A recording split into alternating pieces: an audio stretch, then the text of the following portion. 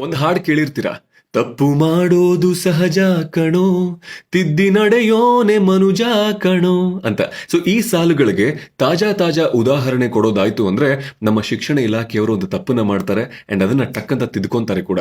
ತಪ್ಪೇನು ಅಂದ್ರೆ, ನಿನ್ನೆ second PU students ಗಳ ಪರೀಕ್ಷೆ ನಡೀತು. ಪರೀಕ್ಷೆ ಶುರು ಆಗೋಕ್ಕೂ ಮುಂಚೆ ಆ ಪರೀಕ್ಷಾ ಕೇಂದ್ರಗಳಲ್ಲಿ ಇರೋ ಸ್ಟೂಡೆಂಟ್ಸ್ ಗಳಿಗೆ ಯಾವ್ಯಾವ ಕ್ಲಾಸ್ ರೂಮ್ಗಳಲ್ಲಿ ಕೂತ್ಕೊಂಡು ಪರೀಕ್ಷೆ ಬರೀಬೇಕು ಅನ್ನೋದನ್ನ ತಿಳಿಸೋದಕ್ಕೆ ಶಿಕ್ಷಣ ಇಲಾಖೆಯವರು ಬರೀ ಎರಡು ಪ್ರಿಂಟ್ಔಟ್ ಗಳನ್ನ ಅಂಟಿಸಿರ್ತಾರೆ ನೋಟಿಸ್ ಬೋರ್ಡ್ ಮೇಲೆ.